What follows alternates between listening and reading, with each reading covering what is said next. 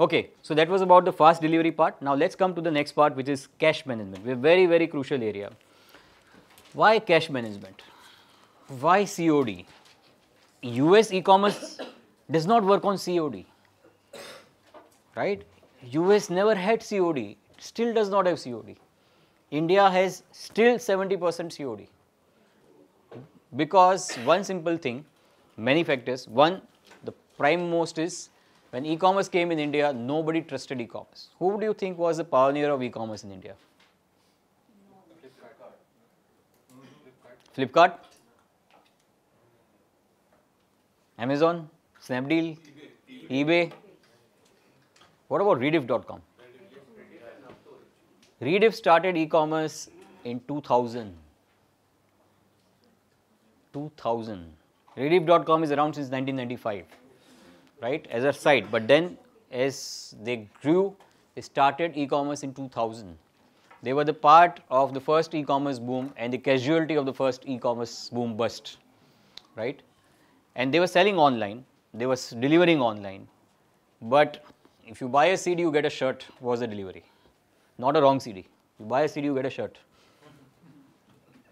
Wasn't a scheme. It's a bad delivery. They had such poor delivery levels that badnaam ho gaye types. Nobody would buy from Rediff.com. They were the only people who survived the .com crash. There was a time when a lot of people were trying to deliver online for a very small population at that point of time of people who were online. That obviously did not have any merit in their business model. It failed. But Rediff sustained. Rediff sustains today. Rediff continues. But they grow more out of their other businesses of ads and others. They don't earn so much profit or money from their online. But they continue to be an online player. They've come back. But they are no longer in top even 5. Maybe they will be in top 20, but not top 5. Point that I'm making is that in India, e-commerce earned a very bad name because of these bad deliveries. US also do not in early days did face a lot of quality problems of e-commerce returns. And the first e-commerce boom in USA also got affected, or the burst which happened apart from many other reasons. One of the contributing factor was that people were not happy with the quality of delivery. Only Amazon was able to do that very, very well, and it sustained the .com crash. Everybody else died. You don't even know their names. Webben, for example, right? A lot of people came in 90s and crashed out for financial reasons, but mainly also for quality reasons, because Amazon focused on delivery. But at the same time, US was a market which was a saturated market with retail, with everybody having credit cards. So it was natural for Amazon to basically offer payment mechanism using credit card. There was nothing to worry about. Here you come in India to sell to a set of people who have nothing in their hand, and trust is very low. And comes Flipkart in 2008 saying that I'll sell online. Such a big task to make people believe to buy online, right? You're coming after a gap of 8 years of almost zero e-commerce in India. Zero. I mean, I can vouch for that. Zero. Nothing happened. People were increasing in internet usage, everything was around, but nobody sold online. Why? Because of the experience of 2000. No one came. Shoppers Stop tried, failed, spent huge amount of money. They all blew huge amount of money in 1999 to 2001, 2003, and they said, we are not doing this. Indian market not ready. Flipkart took that risk in 2008-9 when they started saying that it will sell in India. And they defined the experience, and they, having learned from whatever history they had studied, saying that delivery experience has to be the best. Second thing which they immediately cottoned upon is that Indian customer will buy if you do cash on delivery. And Rediff offered cash on delivery. It's not they did not, but small scale. So they offered cash on delivery, they offered a better service, and the market took off. Because consumer got the assurance that I am paying cash only when I see the product in my hand. It's not because consumer wants to pay by cash only. Almost everybody we talked about who is e-commerce consumer today is a credit card holder. You are yet to go to people who don't have credit cards to sell e-commerce. You are yet to go there. Almost everybody who is today an e-commerce customer is a credit or a debit card holder. Let me change that statement. Okay? Which means you have a mechanism of paying online. Then why you don't pay online? Prepay. Why you wait? Because you don't trust the delivery. Material comes out to be wrong, you can simply refuse, saying take it back, money is with you. So cash on delivery. And obviously because cash on delivery was offered and it grew, it remains today a very significant part. At one point of time, it was 85% of e-commerce was only cash on delivery. Now it has gone down to anywhere between 70 to 60%, depends on category. right? There are categories where cash on delivery is supreme even today. There are categories like furniture, but it's little difficult to do cash on delivery. High value items, most of the companies have pushed. Government taxation doesn't allow you to do a lot of cash on delivery for high value items. You will be immediately in that, your PAN card is required and a lot of compliance is there. So people are moving towards a lot of prepaid stuff, but e-commerce is growing as well. So for growing pie, if you are reducing cash on delivery, it still remains a very big number. So just to show a small calculation, let's take a 1,000 crore company, okay? Let's assume he is doing 65 to 80% cash on delivery. So they will collect something close to almost 2 crore cash across 1,500 odd customers, 15,000 odd customers every day. Which means the logistics company will have a galla of 600 crore in a year, even if they are accounting for, only 70 to 80% of cash on delivery. Let's assume after 5 years, this number goes down to 50% cash on delivery percentage. But your turnover from 1,000 crore will go to 5,000 crore. Now 50% of 5,000 crore is more than 70% of 1,000 crore. So you still collect more cash in future, not less. It's not going away. Because as you add new set of people who have never used, cash on delivery will become important for them. You are going to people who do not have credit cards, debit cards, net banking access. People, the next 500 billion, cash on delivery. Prepaid का card किसी को credit card देके खरीदते हुए देखा है? 25 रुपए का रिचार्ज यूजिंग क्रेडिट कार्ड है, not possible, no? Possible in many countries. You go to 7-Eleven in Malaysia or in Thailand, you swipe a credit card and you get your recharge done. But most people in India will not accept that smaller value. Merchant itself will say, no, 50 rupees, no credit card, get lost, buy something worth 500 rupees. Because his margins do not allow him. So in India, cash is going to remain. The government may try a lot to reduce the cash transaction. It is going down in larger areas. But so you have a fact of life that if you want to be in this business, COD is a must. In fact, today's news item is Snapdeal has offered its sellers to reduce 3 days from its COD remittance. I don't know how many days it takes today that it will reduce 3 days. I mean, it must be taking 15 days, that means.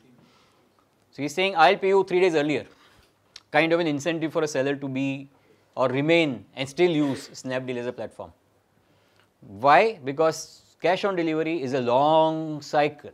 Why so? Let's understand. How does it work? First of all, you go and collect cash. You go to the home of consumer, right? Collect cash. The biker is doing a round, so entire day he is out on the field. End of the day, he will come with all the cash in his pocket, give it to a local branch who will then put it into some, safe box because banks have closed by that time. He will take a sign, confirm, take hisab, everything, put down the money. Next day morning, somebody will take the money and go and give it to the bank. Now, money is fungible, right? Money is money, right? Just put it in bank, 1 lakh rupees put, he gives you a receipt 1 lakh. Whose money? Which delivery's money? Has to be into some IT system noted down that out of 100 deliveries I did, I delivered 80, 20 I did not deliver. And of those 80 I delivered, 60 was COD, whose money I have taken in full. And those 60 money I have deposited in one branch, 1,000 branches. All those segregated then by customer because those 60 deliveries were Flipkart, Jabong, Shopify, etc. all put together. So you divide it. So unless you don't have a mechanism in place, which a lot of companies did not have or do not have or do not want to have, okay, I'll come to do not want to part, they take a lot of time in processing it. And then the money goes to the e-commerce retailer. Then e-commerce retailer tells his seller, I process every 7 days, my friend, right? Now, I just got money today, which is day 1 of my 7-day cycle. So, you will get after 7 days. So, 7 days logistics company took to get you the money, 7 days you took, so 15-day cycle ho gaya at the minimum. And if it's a northeast delivery or a remote area delivery, then logistics company will say, very difficult to receive cash. My person does not visit branch every day. He came on a Friday evening, Saturday bank was closed, Sunday bank was closed, I deposited on Monday. So, you will get money only after 15 days from me, right? And then the e-commerce company says, because it's a remote area delivery, because I have to do a better RECO, I will take 15 days more. So, you can actually say, seller, COD you will get 30 days after consumer has paid me cash. But it's a small percentage. Most of your time 15 days is the norm. That they want to reduce down obviously. So, cash on delivery is a very long cycle And unless you don't fill this entire thing, you are not going to get your money back. And there is a risk involved. Think of it, a biker delivering 5 iPhones in a day, suppose. It's like 3.5 lakh of cash he's carrying. On an average, a biker carries 50,000-60,000 of cash minimum. Okay, everything is cash on delivery, half of it at least. 5,000 rupees item, 10 items, 50,000 rupees, not a big deal. So they do carry a lot of, it's a risk. You are carrying 50,000 cash. Do you carry 50,000 cash in your pocket today? Yeah. Nobody carries 50,000 rupees of cash, right? Unless you are in some different type of business. Sir वो मतलब क्या है वो जो RP आपने लिखा वो मेरी डिक्शनरी में भी नहीं आ रहा है. Repatriation. It's divided into two. So repatriation is basically giving money back to the customer rather, e-commerce company. So it's got divided into two. One more time. Repatriation. Repatriate the money. Remittance. नहीं पता. Transfer, net banking transfer. अच्छा. Basically. So you transfer the money back to your customer, right? So we call it repatriation in industry or remittance. So cash on delivery is a big problem because of all these reasons. Yeah. In fact, there is one more thing we need to add with the repatriation, which what we discussed in the week, is about in this intervening period, if there is a return, then it adds to the complexity of the entire matter. That is our next discussion, reverse logistics. We are yet to come to that. Yeah. So here you got problem areas like one, the delivery boy can run away with money. Do not, we said his salary is 15,000 rupees, right? 7 iPhones he delivered today, 7. Each cost 5 iPhones he delivered today, right? Each is 60,000 rupees, 3 lakh rupees. 15,000 into how many is 3 lakh?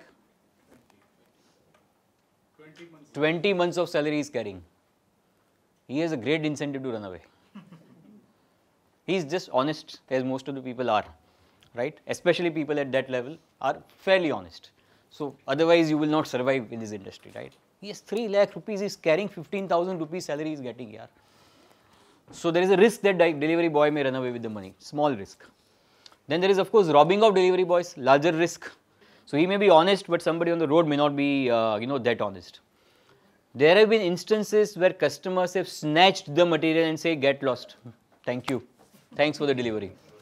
So there are pin codes in India which are blacklisted by logistics companies saying we will not deliver cash on delivery. These pin codes, our people are not safe because either they can get robbed or the customer is not behaving properly. There is a non-reco of cash across customers, which is the biggest loss. To be very frank, all these percentages are news-making stuff, but doesn't happen much. Very, very rare instances. But what happens maximum, which never comes in news, is poor accounting practices, right? And of course, the most and the biggest risk is logistics company not giving the money back at all or giving the money late. They've received the money, right? But they will not tell you. They say, no, my boy is yet to get the money. He is on leave. He is gone away. It is at his home. Wo gaon chala gaya. Something. Why? Why will they do that? Because that is working capital for them. 100 rupees is my delivery cost. So I am supposed to basically receive 100 rupees from my e-commerce company, right? That's my billing to you as a freight billing. I am delivering 5,000 rupees worth of material. So I have 5,000 in my cash today against 100 rupees of receivable. So if the e-commerce company is smart and doesn't pay me my freight, I simply hold my COD. And even if he is paying in time, you roll over that COD, 5,000 rupees worth of working capital is available to you, right? 10 such deliveries every day per branch is 50,000 rupees per branch into 100 branches is 50 lakh rupees of everyday rolling money at zero working capital cost. Bank ke paas jaane ki zarurat hi nahi. Of course, you have to give the money back. You have 7 days, right, to give money back to your customer. So for 7 days, you can fund your business for 50 lakh rupees. And what is your freight against that receivable? 5,000 rupees. So that is why a lot of logistics companies have got into this business. Initially, in early days of e-commerce logistics, which is 2012-13, 4 years ago, 30 days was the norm. Minimum 30 days for giving COD back. And one of the key reasons Flipkart came up with eCart and its own team is saying that I get my money today. Straightforward, 30 days of working capital reduced. So it's a big financial incentive for them to do their own logistics apart from other reasons of service and quality, etc. Now that is something which is where this COD thing is a fairly risky thing. Today, of course, things have improved a lot, systems are better in place, the service providers are not in the business for working capital, they are in business for doing the freight, but they still have this COD remittance thing. And ये खींचा तानी चलता है. Sometimes the e-commerce company will stop your payment, service provider will stop repatriating money, saying that let's solve the jagada and then we will see. But if you have no COD in your hand, then there are so many companies today in e-commerce who are not paying their service providers in time because they have run out of money. So a couple of my customers have 2-3 crores worth of money stuck with some leading names because they are not paying them. So a lot of players are in stress because of this non-repatriation, non-payment of money. Yes, you have a question. When we talk about e-commerce, we just talk about e-retail. So like nowadays, e-distribution kind of thing is also coming, like B2B marketplace is also coming, and they are more feasible because like the material goes on bulk to the retailers. Correct. And there are more, the retailers are more trustable than the like customers, and there is no like last mile delivery challenges. So is this the time like we should move to B2B marketplaces, or we should more focus on that, like since they are more feasible? Like, see, if you start considering online ordering of material by dealers to their distributors and dealers to the companies as e-commerce, then it has been around for many years. In fact, that B2B e-commerce is 10 to 20 times bigger than retail e-commerce. Anytime. Even in USA, it is more than $1 trillion for more than 10 years now. So I don't know what is the current number today, because there the only thing is you are having a business transaction, and that transaction is being now fulfilled by an e-channel in the sense of payment. yeah. But your mechanisms of delivery are still the traditional. A big truck will go to your warehouse and deliver the material. Exactly. Only thing you have done, instead of money going by check, you are paying online one. Second, instead of ordering by writing a paper, you are ordering somewhere on an internal portal. The B2B marketplace will come in the place where it says, I will make buyers and sellers meet each other. Alibaba incidentally started its life basically as a B2B marketplace. Yeah. Alibaba is fundamentally a B2B marketplace. It became successful, and now it has come to the consumer side and become a massive consumer success story. But so B2B definitely remains a big area to be covered. Generally, when we are discussing e-commerce, people do talk more about Retailing. retail because it affects larger number of people. It affects larger number of consumers.